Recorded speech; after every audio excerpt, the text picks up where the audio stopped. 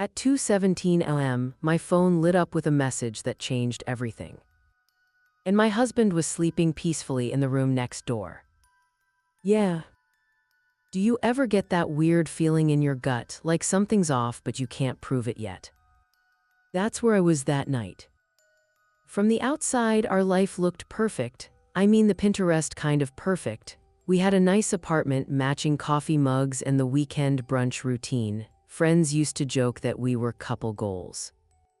My husband, Jake, was the kind of guy people instantly liked. Easy smile, calm voice, always the one helping someone move a couch or fix a leaky faucet.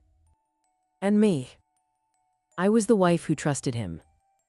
Or at least I thought I did. But over the last few months, little things started piling up, tiny stuff, the kind you almost feel stupid bringing up. Like how his phone suddenly never left his hand. Or how every time it buzzed, he'd flip it face down on the table real quick. At first I brushed it off. Work stress, I told myself. Jake worked in sales, late calls, late emails, it wasn't unusual. But then the work trips started happening more often. 2 days here, 3 days there. Last-minute meetings, he'd say while stuffing clothes into a suitcase. I remember standing in the doorway one night watching him pack and thinking, why does this feel weird? Still, every time I hinted something felt off, someone shut it down. My best friend Mia laughed the first time I mentioned it. Girl, you're overthinking, she said. Jake literally worships the ground you walk on. Maybe she was right. Maybe I was being paranoid. But there was this moment one night that stuck with me.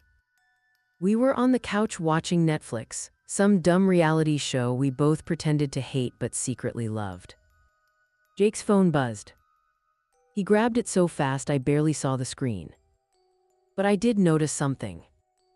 He smiled. Not a normal smile. Not the funny meme kind. It was that quiet little smile people make when someone special texts them. Then he stood up and walked into the kitchen. When he came back, his phone was locked and face down again. That was the first time my stomach dropped. After that, things kept stacking up. Late night texting. Shower with the phone on the counter. Screen brightness turned way down. And the weirdest part. He started sleeping in the guest room sometimes. Work calls early, he said. I don't want to wake you. Sweet, right? That's what I told myself. But that night, the night everything cracked open, was different. Jake had fallen asleep in the guest room again. The apartment was dead quiet. I couldn't sleep. So I grabbed my laptop and sat at the kitchen table, scrolling through emails, trying to shut my brain off. That's when I noticed something strange. Jake's laptop was still open on the counter. The name on that message wasn't mine. In the second I saw it, my stomach dropped. For a few seconds, I just stared at the screen, hoping my brain was somehow reading it wrong. But the message preview was still there. I miss you already, tonight was perfect. My chest tightened. Tonight. Jake was supposed to be on a late work call. And right now, he was sleeping peacefully in the guest room like nothing in the world was wrong. My hand hovered over the laptop trackpad. I remember whispering to myself, don't do this. Because deep down I already knew. Once you open that door, you can't close it again. But curiosity is a dangerous thing. And in that moment, it was louder than my fear. So I clicked. The messages opened instantly. And just like that, my entire marriage started unraveling on that screen. At first, I tried convincing myself it was harmless. Maybe it was a coworker. Maybe they were joking around. Maybe I was about to feel really stupid for snooping. But then I started scrolling. And every excuse in my head died one by one. The messages weren't subtle. They weren't even trying to hide it. They were flirty. Bold. Way too familiar. Her, you left your hoodie here again. Jake, keep it, smells better on you anyway. My throat went dry. I kept scrolling. More messages. Pictures. Inside jokes. Plans. This wasn't a random mistake. This was a full-blown relationship. And the timestamps made it even worse. Weeks. Then months. While we were eating dinner together. While we were visiting my parents. While he was kissing me goodbye before work. He was texting her. Lying to both of us at the same time. I leaned back in the chair, staring at the screen like it might suddenly disappear. My hands were shaking. Anger. Humiliation. Disbelief. All of it slammed into me at once. Then something in the messages caught my attention. An address. Not a full one. Just something casual she had typed earlier. Text me when you're outside my building. Jake had replied with a laughing emoji. Relax, I'm literally next door. Next door. At first I thought I misunderstood. But then my heart started pounding again. Because suddenly something clicked. Earlier that night, Jake mentioned something strange. He said he had run into a neighbor. At the time, I barely paid attention. But now my brain was connecting every dot. My fingers moved back to the message thread. And I opened her profile picture. The image loaded slowly. When it finally appeared on the screen, my chest tightened again. Because I recognized the background immediately. It was the hallway outside our apartment units. The exact same beige walls. The same ugly carpet pattern. Which meant one thing. The woman my husband had been secretly seeing for months. Didn't live across town. I didn't live in another city. She lived right. If you're watching this story, tighten your blanket and hit the like button so YouTube understands you want the next chapter unlocked. And tell me in the comments, which beautiful country are you watching from and what's the exact time there right now? By the time the sun started rising outside the window, I still hadn't slept. Not even for a minute. My phone was filled with screenshots, messages, pictures, call logs, and timestamps that documented every lie Jake had told me over the past few months. Every scroll of my camera roll felt like reading another page of a secret life I had never known existed. And the strangest part of all was that Jake was still asleep in the guest room. Peaceful, calm, breathing slowly like nothing in the world was wrong. Like he hadn't just destroyed our entire marriage. I sat at the kitchen table and forced myself to go through the messages again, even though every word made my chest tighten. A small part of me still hoped I had misunderstood something, that maybe there was some explanation I hadn't seen yet. But the more I read, the worse the truth became. This wasn't some impulsive mistake. It had been going on for months. There were late-night meetups, private jokes only the two of them understood, and casual plans to see each other whenever they could sneak time away. The timeline made it clear that while I thought we were living our normal life together, Jake had been carefully building another relationship behind my back. One message in particular made my stomach twist. I can't believe you stayed this long tonight. Jake, worth it, being with you is the best part of my day. I stared at that line for a long time. Because earlier that same night, Jake had kissed me on the forehead and told me he had a late client call he couldn't avoid. The lies weren't even clever. They were lazy, casual, and repeated so often that he probably assumed I would never question them. Then another message caught my attention, one that had been buried weeks earlier in the conversation. You sure your roommate won't notice you disappearing again? Roommate. Not my wife. The word hit me harder than I expected. I leaned closer to the screen and began scrolling through the entire conversation again, slower this time, searching for any sign that she knew the truth about me. There was nothing. No mention of a marriage.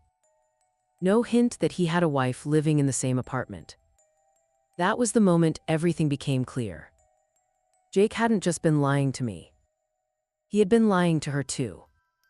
To her, he was simply a single guy living next door who shared an apartment with a roommate. Something inside me shifted in that moment.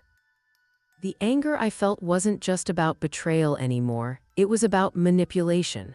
Jake had built two separate realities for two different women, and he had been comfortably living between them for months. I leaned back in my chair and stared at the wall while I considered what to do next. One option was obvious. I could march into the guest room, wake him up, throw the screenshots in his face, and watch him panic while he tried to invent excuses. But that kind of confrontation would only last a few minutes before the apologies started. And after everything I had just read, that didn't feel like enough. So I considered another option, one that felt quieter and far more effective.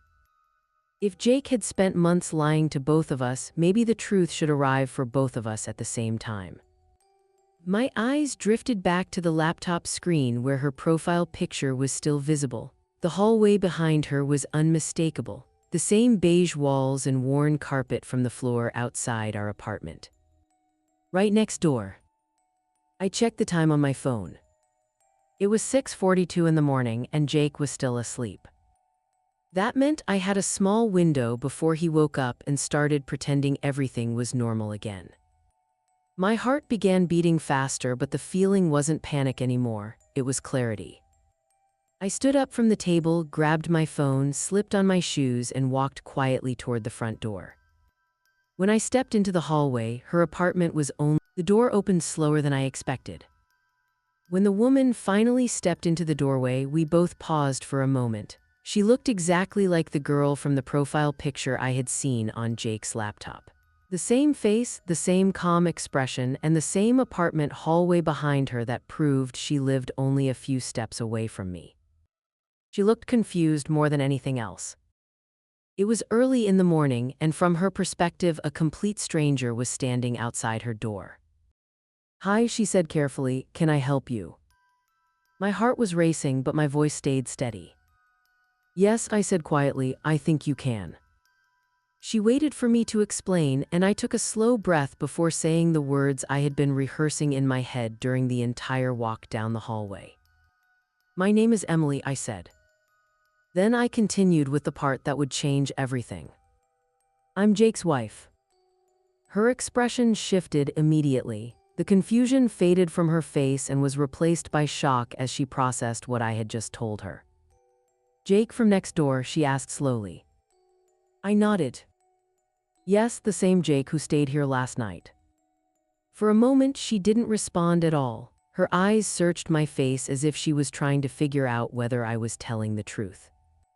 Then she stepped back and opened the door wider. "I think we should talk," she said quietly. A few minutes later, we were standing inside her kitchen. The apartment looked almost identical to mine, but the silence between us made the space feel heavy and uncomfortable. I placed my phone on the counter and opened the screenshots I had taken during the night. "I didn't come here to start a fight," I explained. "I came here because you deserve to know the truth." I began scrolling through the messages while she watched the screen. The conversation thread revealed everything clearly. The dates showed how long the relationship had been going on, and the messages made it obvious that Jake had been carefully lying to both of us. She slowly covered her mouth with her hand. "He told me he was single," she said quietly. "He said his roommate traveled all the time for work." I gave her a tired smile. "That roommate would be me."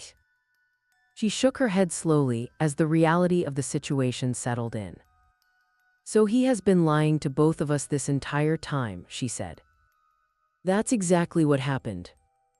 She stared at the phone again, and then she looked up at me with a completely different expression than before.